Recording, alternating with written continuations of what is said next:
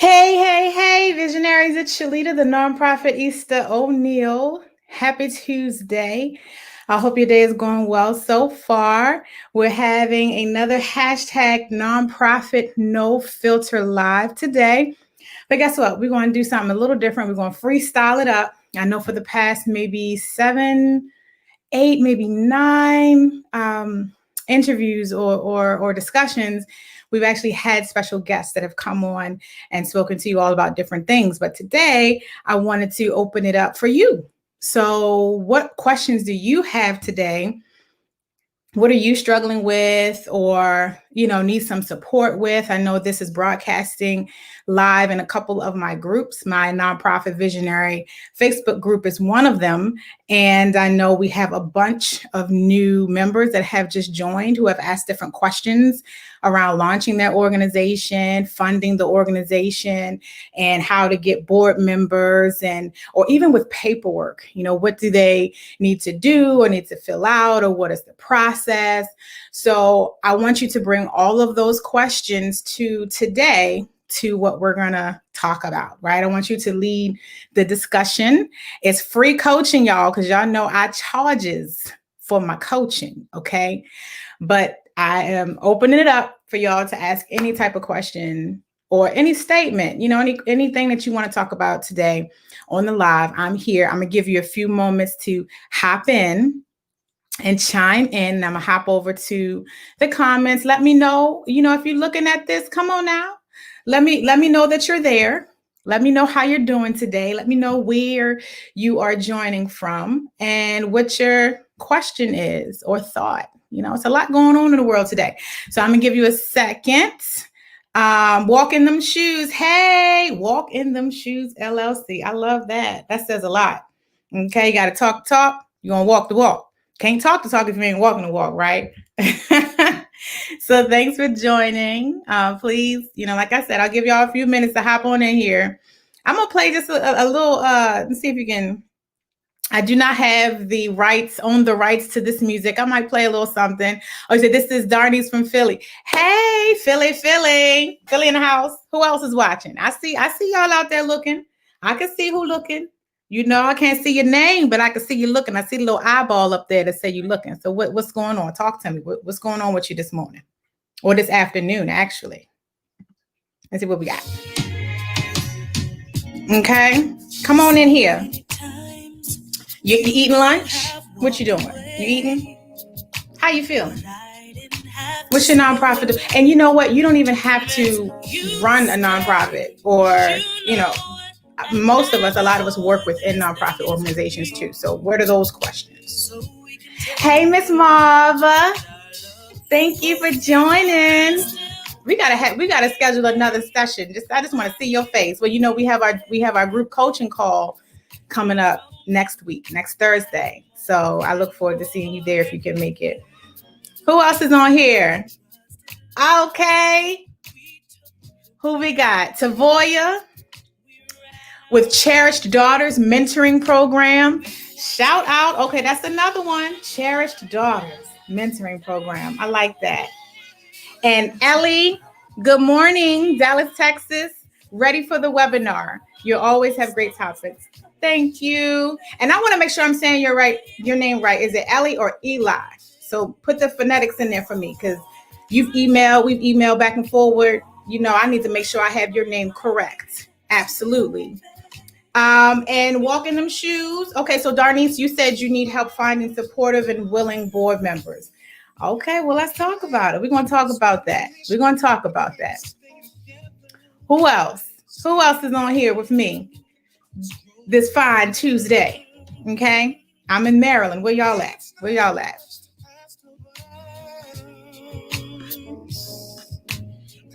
I'm gonna take a little sip of my little I call it my coffee concoction, because y'all know I'm a herbalist, so it's actually chicory root with a little bit of coffee or instant coffee in it, and then I put some reishi mushroom in it too, to kind of help adaptogen. It kind of helps cool your nerves, and y'all know we can talk about that on here too. Self-care, okay? Okay, so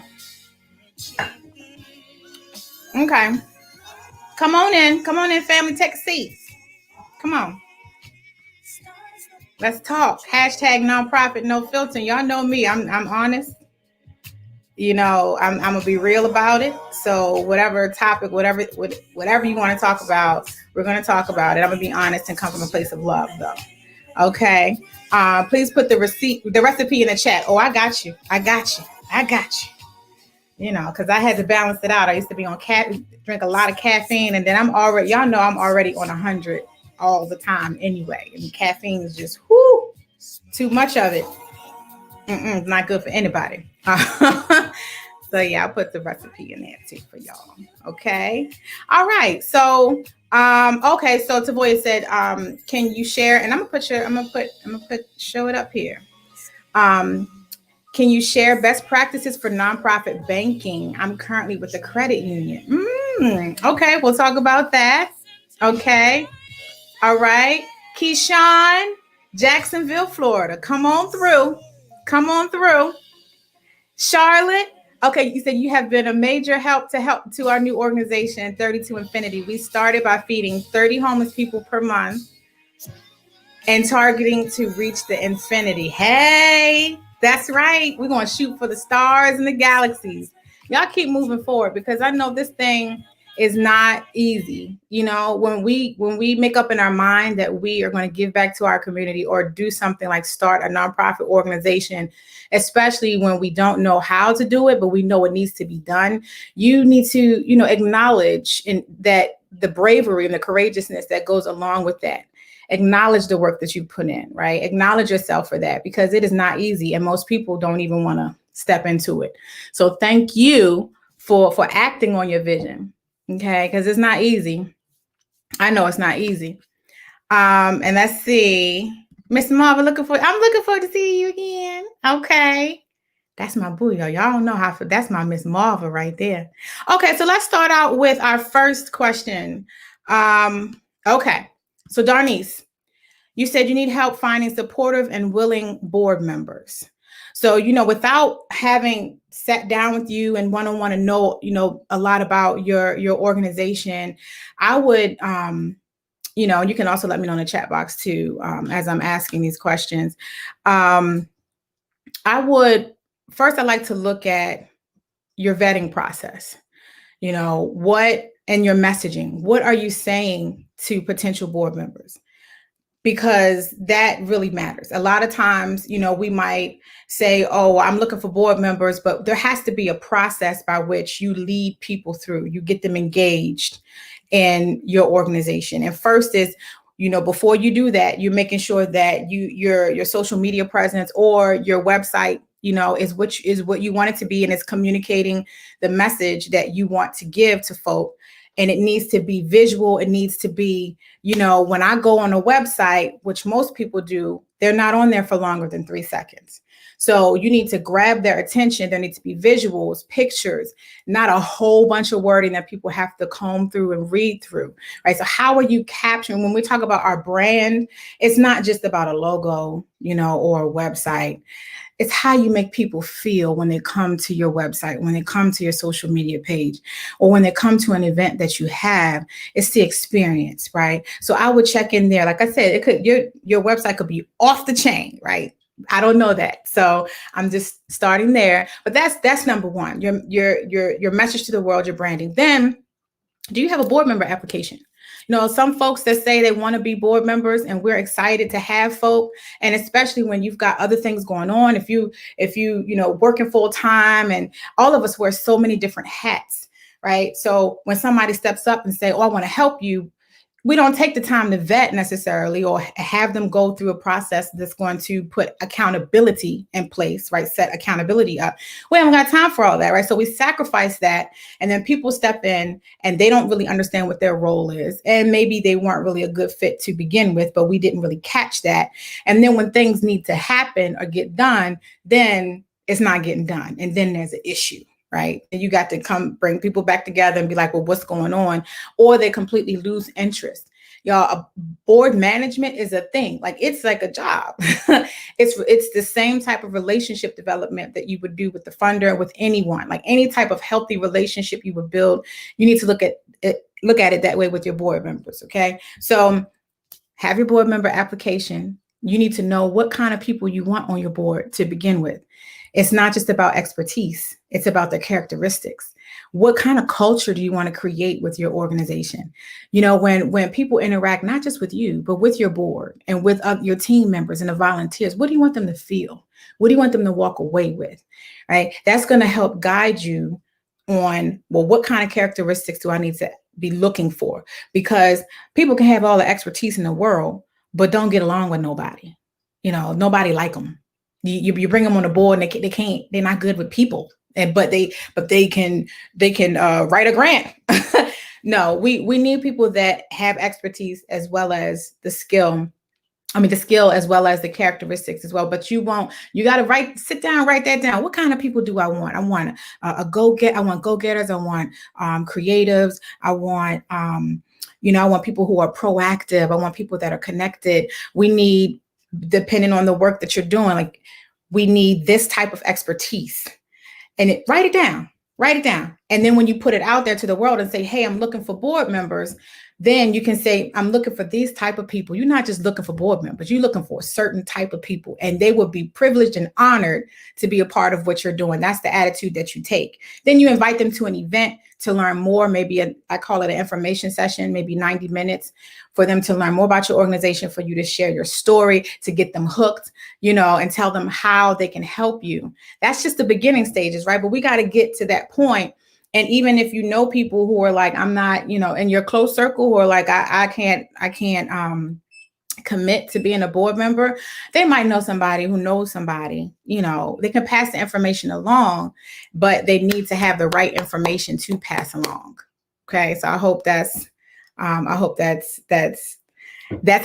Darnice. Okay, don't you lose no faith or get discouraged in people, because I know that is one thing that happens when it seems like you can't find the right people, or the people that you engage end up not being helpful. And then it's like, well, forget this whole thing. I'm going to do it by myself.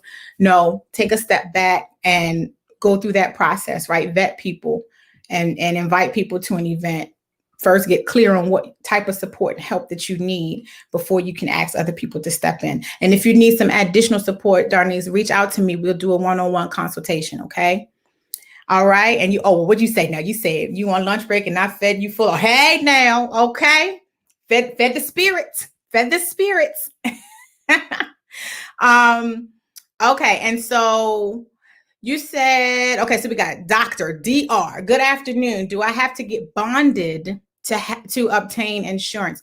So I need you, in the nonprofit context, need you to tell me a little bit more about that. Do you need to have a 501c3 before you obtain insurance? And so it's going to depend on what kind of insurance you're trying to get. So give me a little bit more about that. Give me a little bit more of that. Hey, Archie. There go my Archie. How you doing today? Good to see you too. We got to reconnect. Okay, sir. So go ahead and get the scheduling going so I can see your face. All right. So let's see. Okay. And Darnie said you're going to get the application going. All right. And you're going to schedule the information session. Okay. And then let's see who else we have. What other questions that we have? I want to make sure I'm going in there. Okay. So Tavoya, you said best practices for nonprofit banking, currently with the credit union. I think, credit union typically, with credit unions, they are, not to say that traditional banks aren't supportive, because it depends on what kind of traditional bank that you're with. I know, I've banked with Black banks and regular traditional banks, larger mainstream traditional banks, and also credit unions. And credit unions tend to be a little bit more involved in the community, and also, easier to get loans and things like that through, and different incentives and things like that. So it's really about your preference and the relationship that you develop with your banker or with the representative there at the bank. I know I have one of the accounts that I have for my nonprofit. I bank at a larger bank. I bank at Truist, which was BB&T.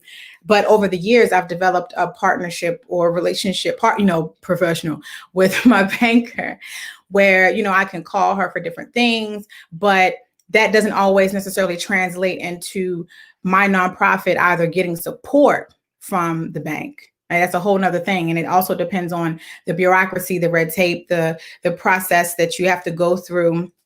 If we're talking about funding and the bank actually supporting you and your nonprofit, sometimes the relationship you have with the banker does not necessarily translate into the support that you get from the overall bank, depending on the size of the bank.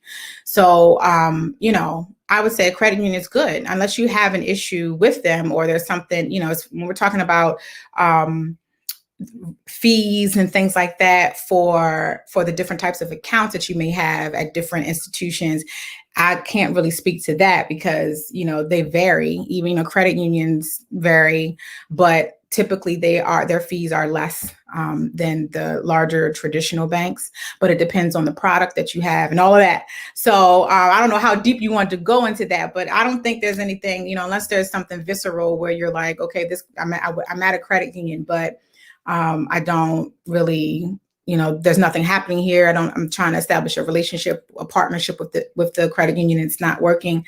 I know from what I've seen from my work in Baltimore, the credit unions are really, even down to having different events and seminars for different people in the community, and not just nonprofits, but businesses as well. Like they really seem to wrap their arms more around the community and around what's happening in the community. And I've seen my experience with traditional banks is like, this is business. Business is business. So I would stay at that credit union. Okay. Or find you a Black-owned bank as well, because y'all know how I feel about that. So we have that. Okay. And let's see. Okay, so Tavoya answered your question. And let's see. Okay. Oh, and you also had another question around what about on location at fundraisers? So should we accept donations via PayPal, or is there another service that would be a better fit? And so in your first part of the question, are you asking you're saying on location and being able to accept donations, maybe at an event or at a fundraiser, what should you do? Is that the question, Tavoya? Because as far as that's concerned, there's so many different ways to do that. I know I've accepted donations on site in different ways. PayPal is one of them. You can get the card reader or have the little kiosk, the reader that you put in to your iPad or whatever. But PayPal has been what I've used, so I can't really speak to any other platforms. But yeah, it's all on what you're working to do with the type of fundraiser, or you can look into that. But yeah, PayPal at the event would be good. And we've got in Facebook, sometimes you have to accept or have to give StreamYard permission to be able to display your name. So if you don't do that, it just says Facebook user. So I know I got Facebook user that says I'm in Maryland. Hey, Facebook user. Okay, and TN Shiros. I hope I answered your question around board members as well when I was giving feedback to Darnice. If not, just let me know. And let's see here. Okay, so DR, so you're saying to obtain a 501c3, must you have insurance beforehand? No.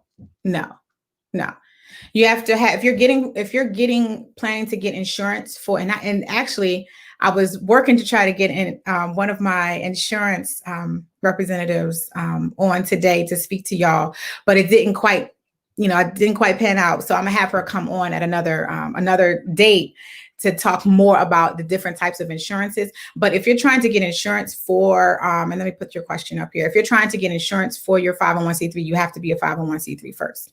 And depending on what kind of insurance, or, what you're trying to get, there's all different kinds of insurances that you don't need to get all at once. So maybe if you're having an event, like I know in the past, I've had different events for my nonprofit, and the venue will ask me for a certificate of insurance to verify that I have insurance, and have them listed on the certificate if anything were to happen, that they are covered.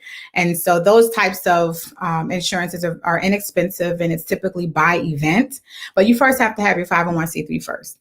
And then we talk about liability. So depending on the population that you're working with, you're going to need liability insurance, period. If you're working with the community.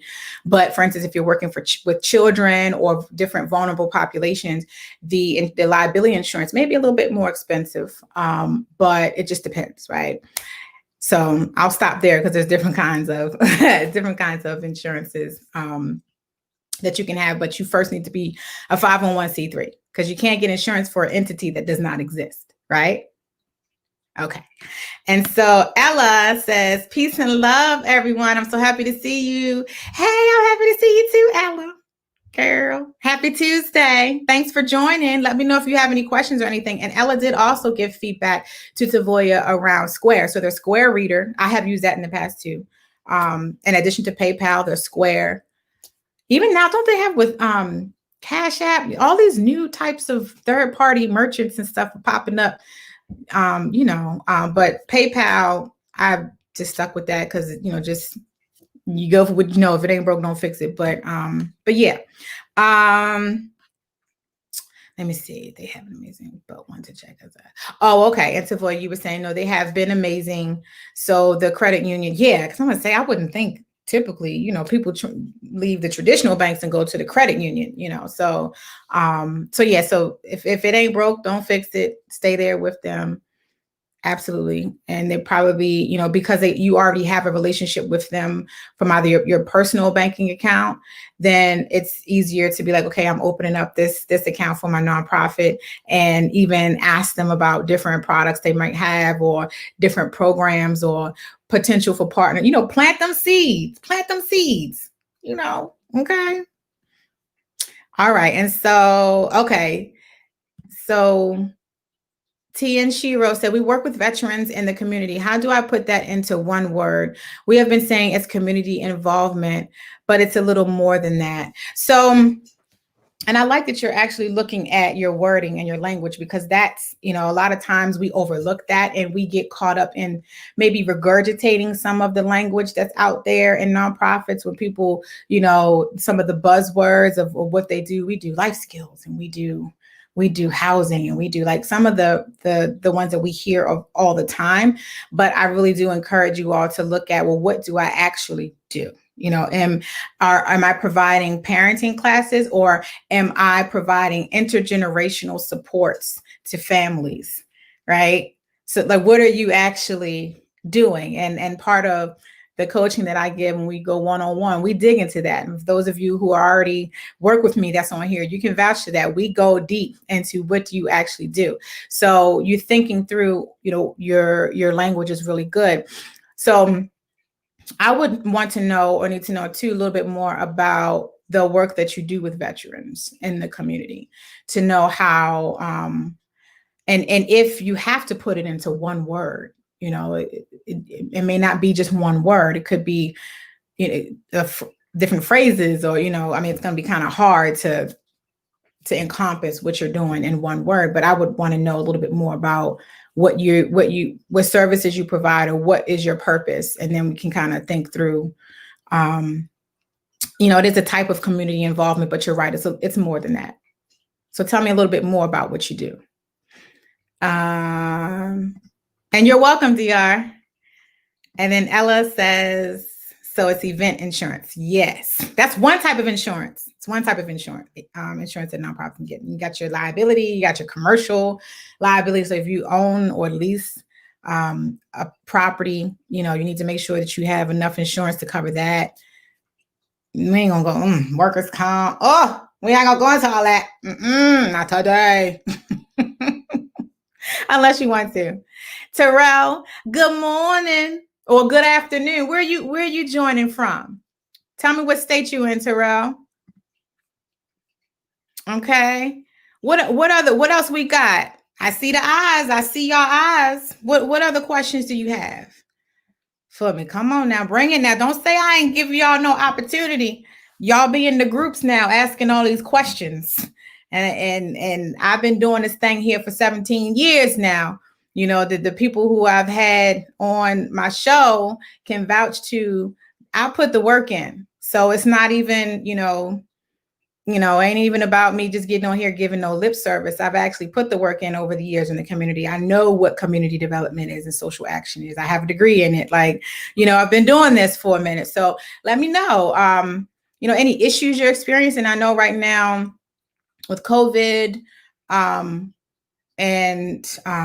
the unrest and just things that are coming to a head in our communities has been a lot. And people have been questioning whether or not it is at the detriment to nonprofits or whether it is actually an opportunity. And I'm going to say it's an opportunity because, and I said this on another show that I was on, people are still giving money right now during COVID. And COVID, as horrible as it is, and as historical as it is in our lifetime, anyway, it's a pandemic. It's an issue, but there's always things that come up in society or in our communities that can affect our fundraising capabilities or our ability to deliver our programming. There was a recession in 2008, and that took everybody for a huge spin. There's always going to be something that can throw a monkey wrench in what you're doing. And so what I want you to be able to do is to be prepared for those types of monkey wrenches. And the way you prepare for that is through your relationships with your current donors, the individuals that have given to you, and the board members that are helping to represent your organization and move things forward. So, when you are making sure that you're really tapping into those relationships, you can weather the storm. And my second nonprofit that I started, that I'm running right now, I've decided to make it a little, to take it slow. And, I've reached out to just incredibly supportive private foundations that have helped me to have an impact, and get things done without, once I get my mind to it and sit down and be like, all right, well, let's get these millions again, then, but I'm at a different place right now. But I was able to go to those private foundations or those organizations who I've developed relationships with over the years in the midst of COVID and ask for a little bit of discretionary support. And they were able to give it to me to help the young people that I work with. So, they were still giving. So I just want you all to really, whenever I'm talking about these board members, I'm talking about individuals. I want you to know how important it is to take the time to keep track of who's giving to your organization, to make sure internally you've got management tools or project management or processes set up so that you can email or know who's giving to you. Compile it into, it doesn't have to be anything fancy. It could be, I tell you all the time, airtable.com. I need to get an affiliate link with them as much as I talk about them. But it's one of the accounts are free. And, especially for if you're just needing to keep track of basic information, but in a way that's intuitive and that you can include or engage your team around to also, you could tag them in and they can input information and things like that to keep everybody organized. Make sure you have that information so that and make sure that you are consistently communicating with your donors. Right. So you're sending them emails through whether you use MailChimp or have a social, not a social media, but we should have that too, but a schedule for your content that's going out through your communications, your email marketing. Make sure that you're consistently staying in contact and you're not always asking them for things. Give them some information about the population that you work with. Give them a story about, in an authentic, story, not in an exploitive way, but tell them about some things that have happened with good things that have happened with the clients that you work with, things like that. And then if you need them to come and volunteer for something, ask your donors first. Go to them. If somebody cares enough about you to give you anything, I don't care if it's $5, you should be engaging them around the activities of your organization consistently. Okay. So I'm just going to put that out there. It's not, and also I would say around the unrest and racial inequality and all that has been going on within the Black community,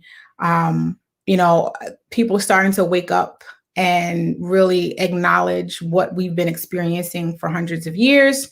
And that's still very current.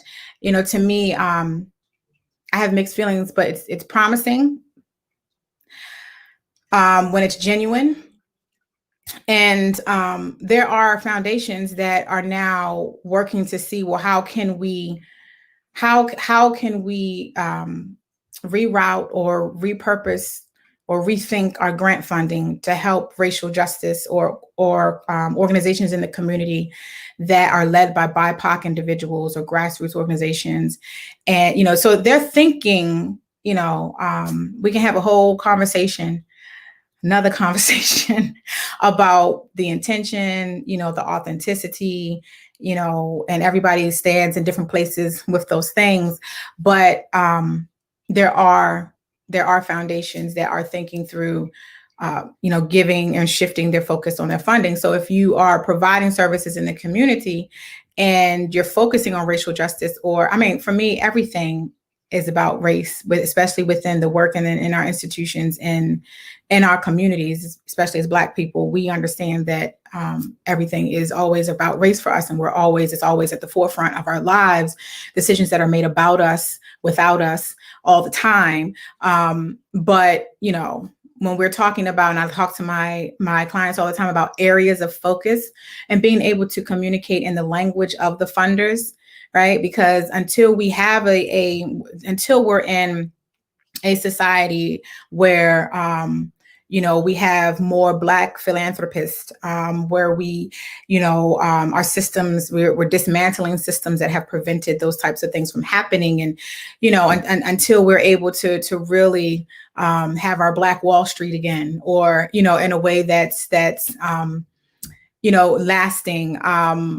We're operating and we're still in this current way of being and operating as it pertains to the nonprofit sector. So you're going to need to engage philanthropists, white philanthropists. You're going to need to be able to talk to, and develop relationships with these foundations that are predominantly white, right? So it's a struggle, and I can't tell you the best way to do that, because we're all individuals and you have your own personality and you have your own, values and things that are very important. But I'm just letting you know what it is. If you're running a nonprofit in the nonprofit sector, it's built on inequality. So how do we work on the system while we're working within the system is a good thing to think about. All right. But those are just my my little feedback. Y'all know how I do. Okay. So let's keep it going. Let's see. Okay, so I'm gonna go back up here because they're populating here. Oh, okay. So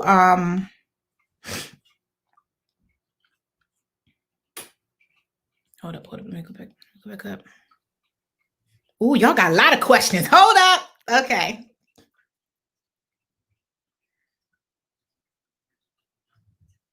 Oh, what Terrell? Oh, I want y'all to see this. Terrell said, I aged gracefully. Thank you. I'm trying over here. Okay. I got no ways to go though. I'm still young yet. But yeah. And Miss Marva, you said, is it feasible to add retail to your website and let purchasers know that a certain percentage of their purchase will go to my nonprofit? So couple things there. So you talking about your nonprofit website? Are you wanting to to sell products on your nonprofit website, or are you talking about on your business website? You want to sell products and then let people know that a percentage of that goes to your nonprofit. Because if it's the latter, absolutely. You definitely, we're in a world now where people want to support organizations that are or businesses that are giving back to the community in some way, shape, or form. So absolutely, I would put that there. If it's your nonprofit's website, then it's understood that every purchases that are made will go directly to the website. So just give me a little bit more about that, Ms. Marva. But yeah, I would say absolutely. I know it makes me feel good when I buy something, especially when I'm buying something I ain't got no business buying, and then it tells me that they're gonna give for every Nike or every pair of shoes you buy, we're gonna give some pair of shoes to people in need. Oh yes, absolutely. Savoya, you said, thank you so much for the info. Absolutely. You often mentioned there is no new idea out there, right? Are there any typical sources of funding you've seen be successful for youth mentoring programs? So I would say, regardless of the program, y'all know I'm gonna go back to it. Regardless of the program, it's about relationship building and it's about collaboration in the community. So what I would say, because you got to have money coming in from different streams of revenue, y'all shouldn't be dependent just on traditional grant dollars or private foundation dollars or contract dollars. Like, you shouldn't be dependent on any one stream of income for your nonprofit, because at any point something could go wrong and then you'll be, you be SOL, right? Because you've depended on them so much. But I would say, especially around the youth mentoring programs, look in the community and see who else is doing similar work. And maybe it's not a mentoring program or doing the exact same thing that you're doing, but it overlaps somehow, right? Because everything overlaps. Like, we're in this, here's another thing, okay, I'm not gonna go on the soapbox, but we're in this society where everything is fragmented or disjointed, or this is education, this is housing, this is employment, this is mental health, when all of it is complex, intertwined, and interacts with each other, right? So I would look at what are some opportunities in the community to partner with people who are serving a similar population. Maybe they, they're working with youth around education, but you're wanting to, mentoring. You can also, partner, provide educational mentoring. Or maybe they're providing housing, or maybe they're providing something. They're providing something to the population that you're working with, and you have the mentoring aspect. So one of the first things that supports what I suggest nonprofit visionaries do, especially when you first launch your organization, and that is getting roots in the community that you're in. And I'm, assuming that not want to assume that you haven't been doing work before you start a nonprofit, because lots of people have been doing work in the community before starting a nonprofit. But I'm talking about in terms of your nonprofit, which is new, which people do not know or do not have a partnership, understanding of what you might be wanting to do. It's time for you to introduce that in the community, be at the tables, be at the committee meetings, be at the convenings, be talking to these legislators right now, especially right now, but year round, not just when session is in, right, or legislative session is in. And in Maryland, from January to April, some people still, year round, depending on what state you're in, there, you need to develop these relationships, or, let these know who these legislators are, who care about what you do. But I would say start there, because there's funders who have already been giving to certain organizations before yours, but you can develop partnership with these organizations that will also help you to build credibility for what you're doing, especially if you're newer to the community, or your nonprofit is newer to the community. So I would say, as part of that relationship, coalition building, community, involvement, because y'all know social action, community development, that's my thing, right? Is to get boots on the ground with the people who've been there for a minute, and funding opportunities and partnerships naturally grow out of that.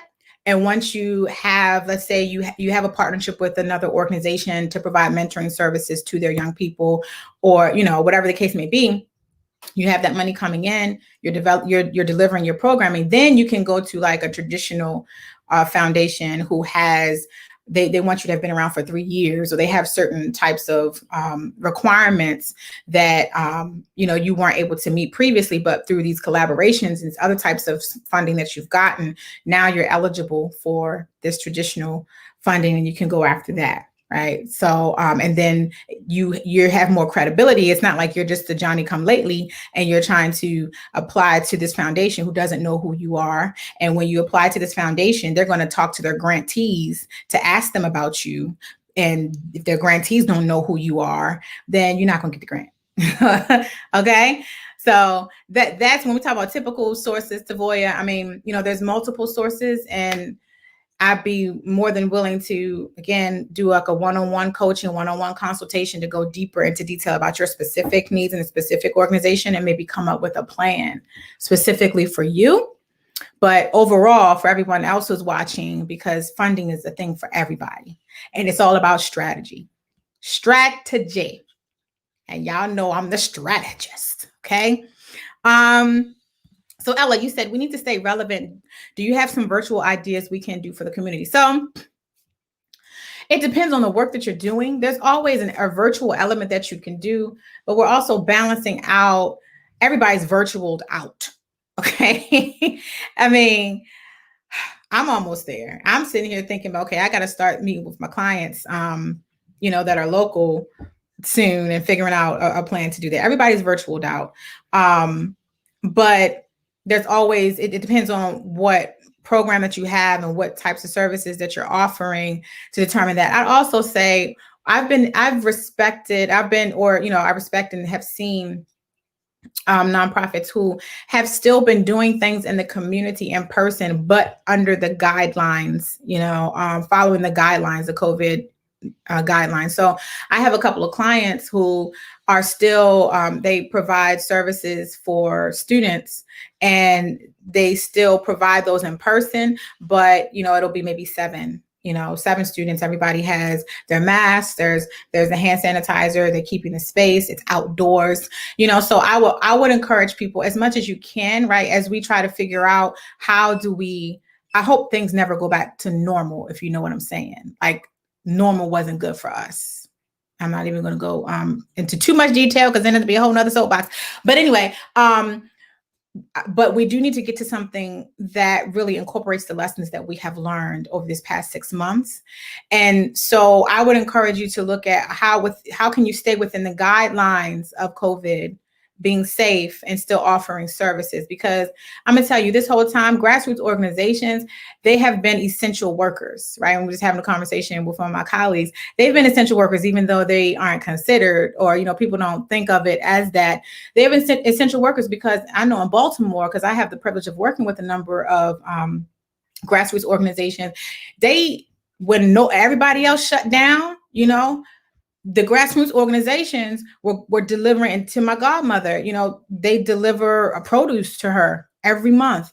They are checking on the elderly. They are, so when people get to talking about Baltimore, y'all don't know what's going on in Baltimore. Like, there are people, boots on the ground, right? Been on the ground, that are working with our young people, making sure they have Wi-Fi, making sure they have laptops, making sure that they are introduced to self-care practices like meditation, like yoga, out in nature, right? So in a way that's in line with COVID. So I would say, Ella,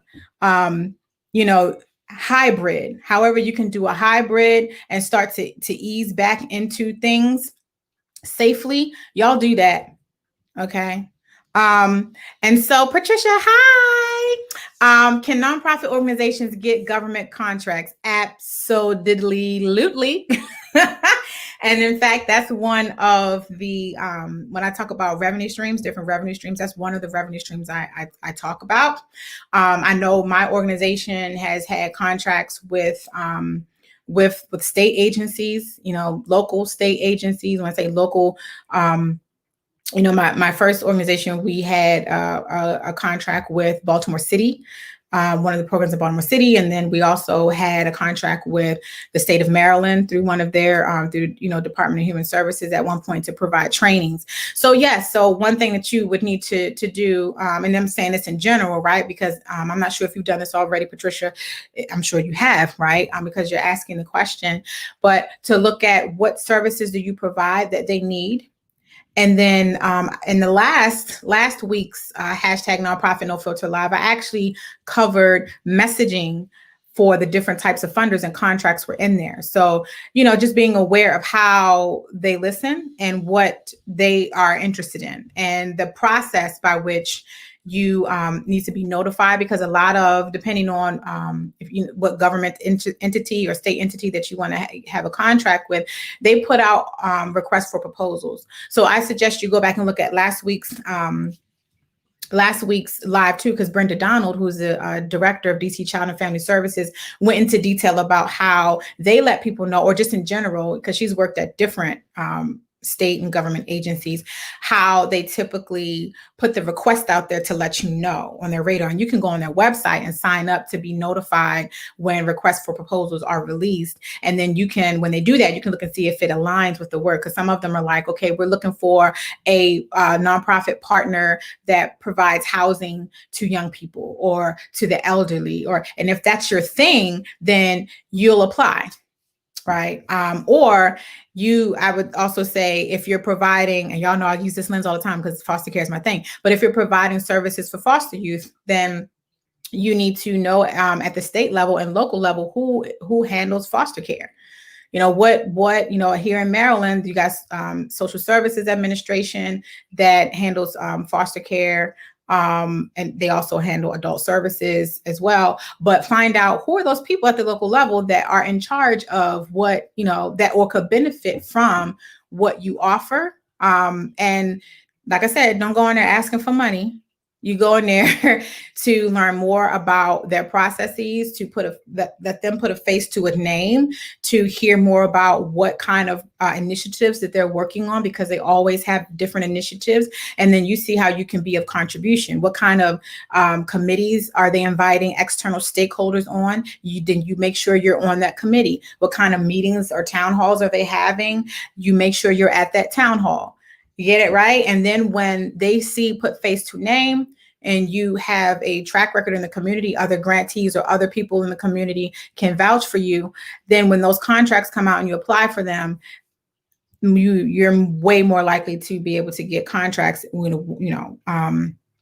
because they're looking for people that can actually deliver, and it's about outcomes and measurements. Okay, so I hope that was helpful. Y'all know I'm long-winded. I'll talk.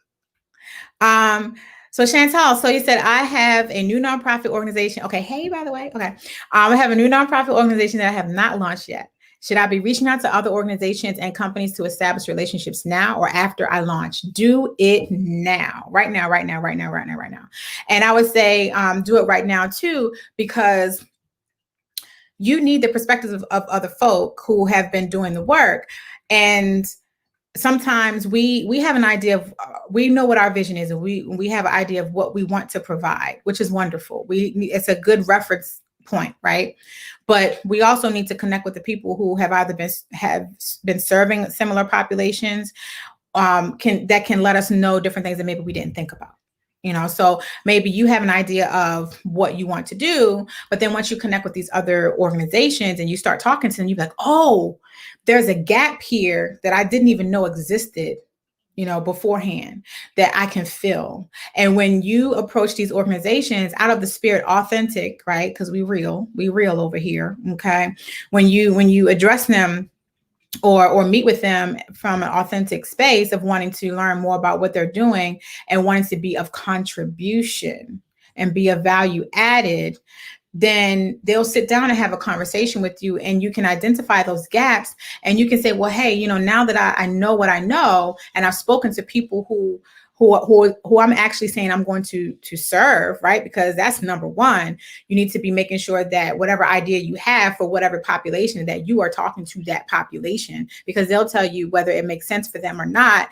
But once you do all those things, once you launch your nonprofit, you'll be better received, because I've seen it so many times. I don't know, in Baltimore, don't be trying to come up in Baltimore with no new program and don't nobody know you, right? I mean, I've never, not just Baltimore, but it's like ironclad. You know, I love Charm City to be more, right? But it's ironclad. Now, but when you come and you approach it, like I said, then people trust you because people already have this wall up about who is this person and what are you trying to do.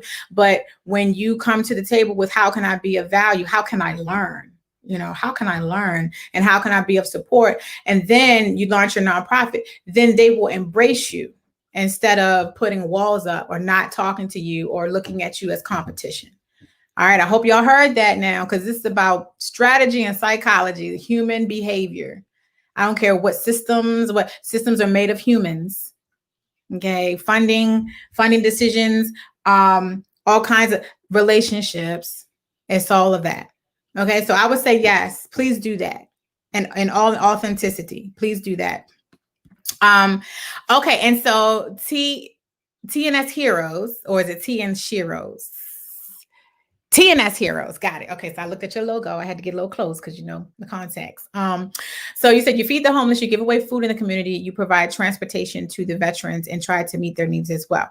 So ultimately, those are activities that you do. What is it that you want to create in the community, or what kind of world do you want to create for veterans? Like, what do you want to see? And this is like a little snippet. Y'all don't know what you're getting, okay? It's a little snippet of what I do with my clients. What is it that you want to see for them? These are very important activities, but they're surface level. I want to know more about, overall, what are you wanting? What do you want to see for them? What do you want them to experience? We'll give more insight. And it's going, okay. All right. Yep. That was a good question. Chantal was on it. Okay. And so we said, thank you. Oh, hold up. These things be popping up and I'm like, hold up. I hope I'm not, it puts me all the way down here. And then I got to, hold up. Oh Lord, I'm jumping over. Okay, here we go. Also, do you know a program that can donate 6 laptops for our virtual 12-week mentorship program? We're accepting 6 girls, but they need the technology. So you know what I'm about to say, Ella. Did you ask your board? Did you ask your board? Did you go to your board first and ask them to help you identify? Because 6, that's not a heavy ask. That is not a heavy ask. And whether it's the board members coming together to purchase laptops, or maybe they know someone that works for a company that will want to give you a $5,000 grant or something like that, because that's not a lot of money. To do that, I would check in with my board members and be like, how are we going to get this? And if your board members aren't active, Ella, then we need to get together, ma'am, okay, and come up with the strategy. But I would start there. Yeah, I would start there. And then even maybe go to some of the stores that sell the laptops. It could be Best Buy. It could be, I would go with, because it's so oversaturated, and these larger box companies and everything they have their bureaucracy and things like that. Not to say that you shouldn't try, but I would start with the community first. But get some one-on-one time and we can come up with a specific strategy for you. Okay. Because we got to dig deeper. Okay, so Tawari said, was this a good idea to wait on funding to get a lot of board of directors and committee forms and paperwork created, then build my services and research funding? No, so we want to do it the other way around. Okay, so we want to do research first. We want to do to do the research, to see what, in part of the research, like I said, is connecting with the community, connecting with people who are already doing the work, and formulating your vision. Right. Because in doing that, you develop those partnerships or collaborations with folk that can help move the work forward. And then that also helps you to identify potential board members, because you want board members who are part of the community, who are networked, who will actually be active, who know people, and who actually care about your cause. And you find those people when you are doing the research and connecting and trying to figure out who's doing what and being on those work groups and being of service, right? Because there might be some services you might need to volunteer up front, or, not get paid for, depending on what that is. Maybe it's a pilot program, something small in partnership with someone in order to build credibility. But you're not going to know all of those things unless you start with the community first and get connected in the community first. Okay.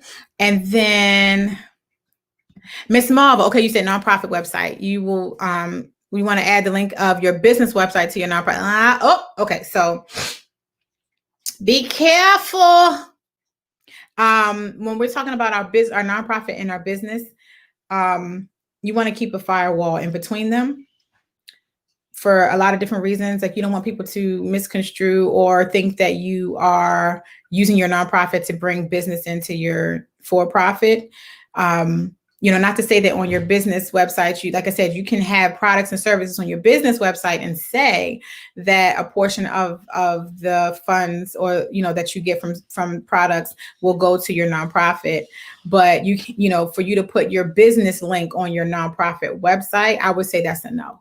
I would say, to keep those separate, because we don't want no problems. We want no problems, especially in the world that we're in today, especially of people of color that's running nonprofit organizations. We're under more of a microscope than anyone else. And so if anything even halfway looks like it's something, it's automatically assumed that it's something. So I don't want that to happen to you. So we'll keep it separate. Okay. And so Patricia, you said, how should we approach individuals to become a part of our board and inform that they don't get paid, but supposed to donate every month? So I have something called, and I hope you all that are watching, you have already gotten your either subscription to #nonprofit no filter membership, where you have access to what I call the nonprofit template heaven, where I have over 60 templates. I mean, anything that you would need to build and grow your nonprofit, or any document is in there, even organizing documents, bylaws templates, board member roles and expectations templates, board member invite letters, memorandum of understanding, job descriptions, 501c3 applications, you name it, it's in there. So I hope even at the level of $25 a month as a membership, you get access to that. So, or you can just pay $37, go to my website, ShalitaO'Neal.com, and go to the store and purchase access to the nonprofit template heaven for $37, and you get the whole template, all of the templates. So I would say, do that. But back to what you were saying, Patricia, have it in writing, a board member roles and expectation document, right? As well as the board member invite, a letter, like both of those templates are in the nonprofit template heaven. But as you're talking to people about your organization, and if you've identified a couple of people who you think would be really good, then you can send them the invite letter and then attach the board member expectations and ask them, what do they think? And if it's something that they would want to consider, right? But also letting them know why you're reaching out to them. Like, what do you think that they can contribute to the board in that board member invitation letter or email, along with the, attaching the expectations. And people understand board member means volunteer for a public nonprofit organization. So if you have people that are like when the way that you put that they not supposed to get paid, that lets me know how you feel about that, your nervousness around that. Okay, so we don't want to impose our nervousness or anxiety around asking for funding or expecting people to donate, because when you do that, you're going to attract board members who don't want to donate. Okay, so we'll take that out, that they know they're supposed to donate. And if you want it to be every month, then that's up to you. But typically it's a minimum of a certain amount of money annually. So you can check in quarterly to see how your board members are donating or not donating quarterly, and then by the end of the year they should have met a certain threshold. And if not, they need to be accountable for that. Okay. What else we got? Okay, we have very little donations, so we're trying to build a board. So I'm trying to explain exactly what we do without being long. I got you. So that's when we need to do a one-on-one. Okay, so we can be long and drawn out, and you can't give me all the details about everything that's going on. But you are right with focusing on the board. Focusing on the board. If y'all don't get anything else out of what I said today, focus on building your board, because they are going to be they're going to lead you, right? If you're vetting people and you're following the process, they're going to lead or connect you to people who know who know private foundations, who know traditional foundations, who have opportunities for fee for service, who also have connections with people who work in contracts. Like, your board are going to lead you to all of those different types of people. Word of mouth. Okay. So let's see. We at 1 o'clock. Y'all know I'm long with it. Hold up. Let's see if I haven't gotten to someone. Oh, this is a good one. Alexis. Hi. You said you're starting a sober bar for people in recovery. I'm having trouble with the 501c3 paperwork. It doesn't fit into any of the categories. And you're right. You're right. That's a business. It's a social enterprise. I don't know if I would make that a nonprofit for a couple of different reasons. Because even though you're doing a social good, the people that will be coming to the sober bar can pay for whatever you are, whatever you're offering. Right. So I wouldn't make that a nonprofit. I would make that a business. Absolutely. But we can schedule some one-on-one time to go a little bit deeper into that. But you got a business right there, a good one. That's cool. I like that. Okay, Ella, you said you wanted to get the template I talked about. So how do you get the? Okay, so let me go ahead and put my right here. You can go ShalitaO'Neal.com. You can use this to also book a 1-hour consultation, but go on my website, go under the store, and you'll see there's the nonprofit template heaven that's there. And you can just buy the template. Like I said, $37. It'll email you a download, and you'll download the link, and then you'll have access. And I host it on what's called Trello. So, and there's a video in there that tells you how to use Trello and all of that too. So make sure you, take a look there. Okay, let me see. Yeah, that was the one. Oh, Shay. Okay, you received your congratulations. Come on, y'all. If I had some balloons in here, I would throw it up. Congratulations on your 501c3 approval. You are official, right? But now the work begins. So yes, I'm here to do some one-on-one coaching, okay, with you to help you figure out what do we do next. Mission, vision, goals, programming, budget, board members, fundraising plan, all of that. So reach out to me. Okay. Let's see.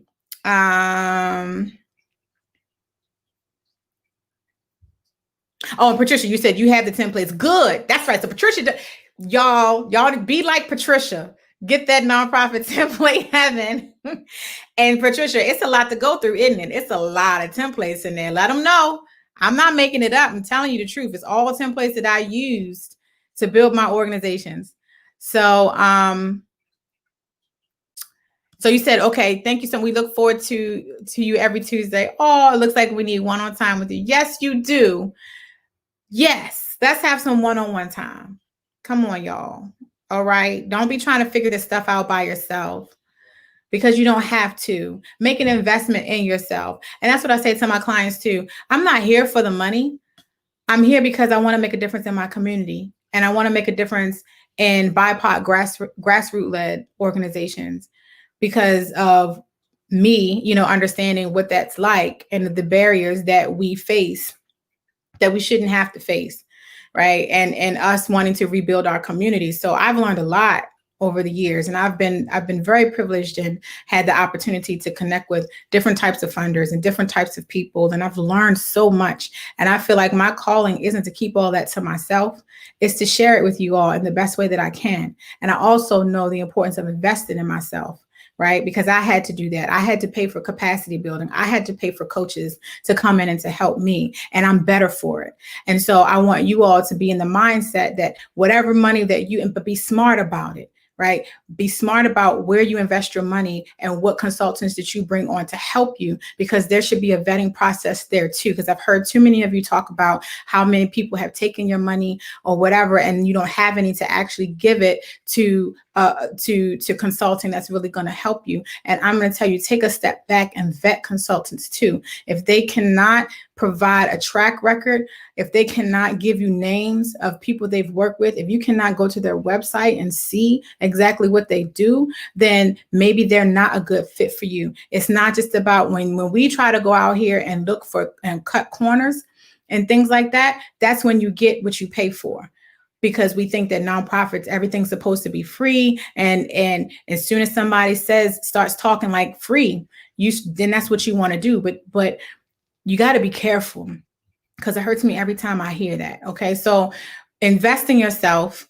And with me, with the one-on-one coaching, yes, for an hour with me, it's $197. It's worth every single penny and more. I guarantee you. You can ask my clients. You can ask the ones who are watching, who are on here, who have worked with me and who continue to work with me. I am about making sure that you get the information and the support that you need, so that you can get money and resources into your organization. I don't feel like I'm successful or I've been helpful until I actually do that. Okay. So that $197 is an investment in you and an investment in your organization. And if you can't invest in you, you cannot ask anyone else to invest in you. You cannot go to a foundation, or you can't even go to a board member and ask them to donate to your organization if you yourself are trying to cut corners all the time and don't even want to invest in your own organization. If everything needs to be free for you, then this journey is going to be very bumpy and full of challenges and barriers that are unnecessary. Okay? Hashtag nonprofit no filter. I'm going to be real, because I love you, I care about you, and I care about what you're doing in the community. Okay? So with that, Shalita gonna get off her little step stool, little what they call it, So I'm gonna get off my soapbox. But yeah, come on, y'all, come on through ShalitaO'Neal.com. And next week, which I believe is the 22nd, for those of you who are talking about, who are working with young people in foster care, or want to work with the population around providing housing, or wanting to have a group home and provide those types of services, I want you to come and join me next week. I'm going to have a founder and executive director of Challengers Independent Living, Walt McNeil. He and I go way back. I consider him a nonprofit elder, right? He's in Baltimore City, and he provides life skills and housing to young people that are aging out of the foster care system in Baltimore. And so he's going to come on and tell you, how does he do that? I think he's got about four houses, 4 properties. He also has apartment style living for the young people as they learn how to do independent living skills. And I think he has about 20, maybe 25 staff members who are licensed social workers, a combination of licensed social workers and case managers that help these young people. So, you need to be on here next week if you're talking about wanting to do that type of work, to talk to Mr. Walt McNeil. Until next time, y'all know I love you. Okay. Schedule that time with me. Stop procrastinating. Okay. Be real, have fun, and get results. See ya.